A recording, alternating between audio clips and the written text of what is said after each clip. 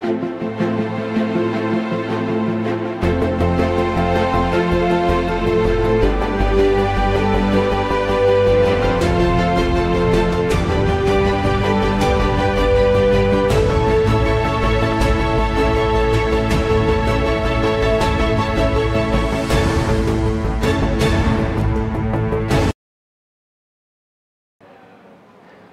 araw po mga kabarangay.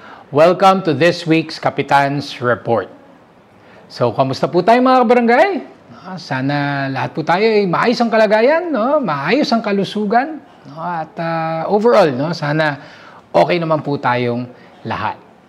So, ano ba mga kaganapan sa ating barangay nitong mga nakaraang araw? No? So, syempre, unang-una, we're very happy to share na ang Barangay San Antonio ay muling binisita ng ating mga kapwa public servants, no, upang magkaroon ng benchmarking activity dito sa Barangay San Antonio upang makita ang ating mga best practices, no, na ginagawa natin dito sa ating komunidad. So ang ating most recent na bisita ay ang mga barangay officials mula sa Barangay 59A, Dibwa South, Lawag City, Ilocos Norte. So ang layo, no, ang layo ng pinanggalingan nila. No, at alam ko bukod sa atin, no, meron pa silang mga ibang mga barangay din na kanilang pinasyalan upang makita rin ang kanilang mga best practices. Pero sa ating barangay, ang kanilang pangunahing sadya, no, pagdating sa mga best practices ay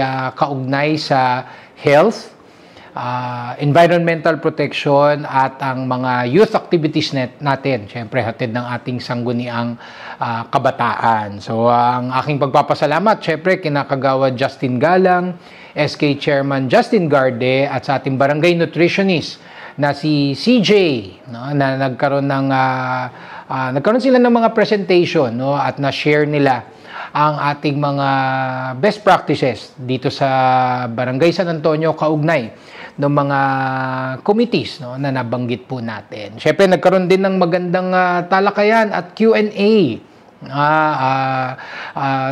Siyempre, pinresent rin natin yung ating corporate video, no, yung kung saan makikita rin ng iba't ibang mga activities and programs ng ating barangay. So, siyempre, nagpapasalamat din ako sa inyong handog na chicha corn, no, at saka banana chips. No, hanggang ngayon, kinakain pa namin.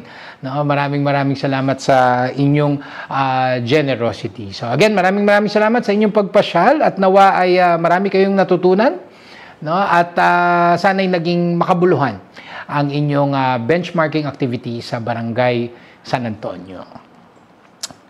And of course, no, ang ating Barangay San Antonio Child Development Center ay nagkaroon ng isang very successful na educational trip and family day celebration. No? So for this year, no, ang ating naging destination ay ang Gardenia Factory sa Santa Rosa, Laguna. At syempre, ang pinaka-highlight sa lahat, ang ating pagpasyal sa Enchanted Kingdom, no? Ang ating the premier amusement park, no, ng ating bansa. No? So, syempre, hindi lamang ang mga bata ang nag-enjoy, kundi pati ang mga magulang, no? Mga parents and guardians na sumama ay enjoy din. Of course, ang ating mga teachers and staff, no, ay nakakatuwa rin, no, na makita na nag-enjoy din sila sa ating naging educational trip. Of course, ang inyong lingkod ay sumama din, no, just to be sure na maayos ang magiging educational trip natin para sa ating mga mag-aaral ng ating Child Development Center. Siyempre, ang aking pagpapasalamat din kina Ma'am Tess ng City Social Welfare Department at gayon din kay Mayor Vico Soto for giving us the clearance to have this educational trip para sa aming mga CDC pupils. So again, nawa ay nag-enjoy naman po lahat, no, at sana ay next year ulit, no, magkakaroon tayo muli ng maganda at maayos na educational trip and family day celebration ng ating Child Development Center. So again, maraming salamat sa ating mga mag-aaral, sa ating mga parents, sa ating mga teachers and staff. Of course, sa buong Barangay Council, maraming salamat sa suporta. And of course, kay Kagawad Pauline Blando. At sa Barangay San Antonio, nakiisa din po tayo sa paggunita ng Mental Health Week. So, ang Mental Health Week ay ginugunita tuwing buwan ng Oktubre.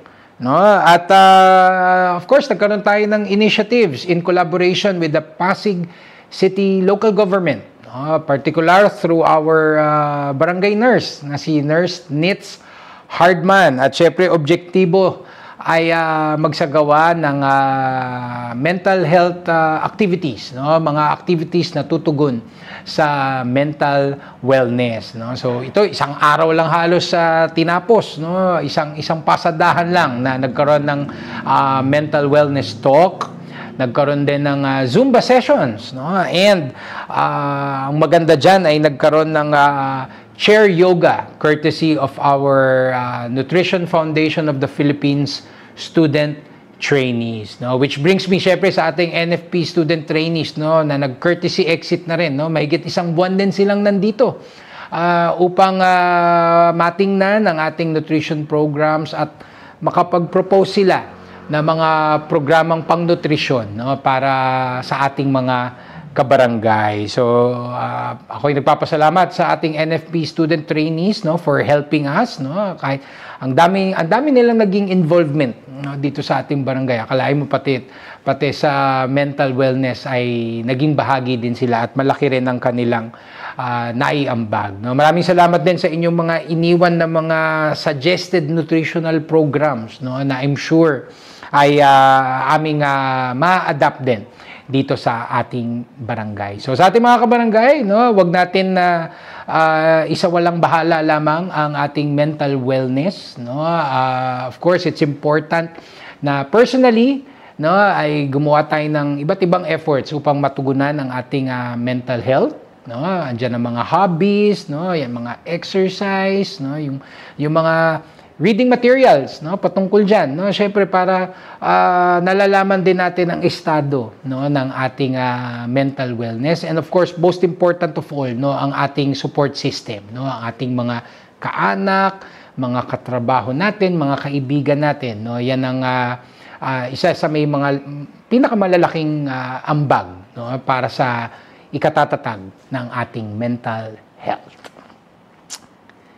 And isang mahalagang anunsyo lamang po, no, para sa ating mga kabarangay, no, this coming Monday, October 27 at 8 a.m. gaganapin po ang ating Barangay Assembly Day, no? So ito po yung ating State of the Barangay Address na kung saan ay ibabahagi natin ang mga iba't ibang accomplishments, no, ng ating barangay nitong nakaraang 6 na buwan, no? So syempre kamakailan, no, natapos na rin si Mayor sa kanyang State of the City Address, no, nalatag niya rin, no, ang dami ring accomplishments ng ating city government. So ito ng Barangay Assembly, ito yung barangay version, no, ng State of the City Address na kung saan ng accomplishments ng bawat komite, no, bawat komite ng ating barangay, no, ay mailatag ang ating mga nagawa, no, nitong nakaraang buwan. So sa mga hindi makakapunta personally para mapanood ang ating Barangay Assembly, no, meron din naman tayong FB Live, no? So mapapanood naman po ito ng live sa ating mga official Facebook accounts, no? So again, ang aking pag-anyaya po, no? So sa ating Barangay Assembly Day sa October 27, Monday, 8 a.m. dito po sa ating barangay covered court. So magkita-kita po tayo doon, mga kabarangay. And of course, ang aking patuloy na pag-anyaya po sa inyong lahat to please like and follow our official Facebook pages. Please subscribe to our YouTube channel.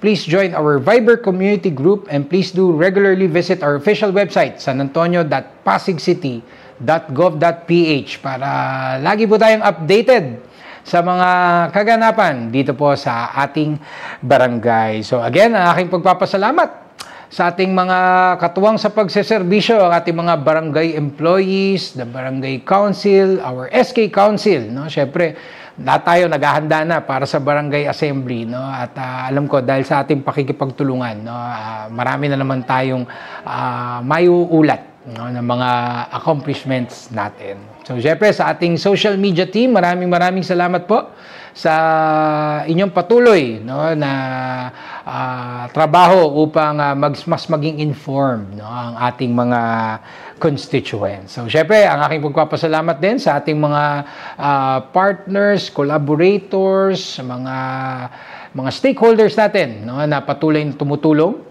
sa ating pagseserbisyo dito sa ating barangay. And of course, sa ating mga mahal na kabarangay, no, mga constituents natin, mga residente natin, no, maraming salamat sa inyong patuloy na trust and confidence. No? Alam ko, yung mga nabibigay niyong mga feedback sa amin, no? Yung mga paalala, no?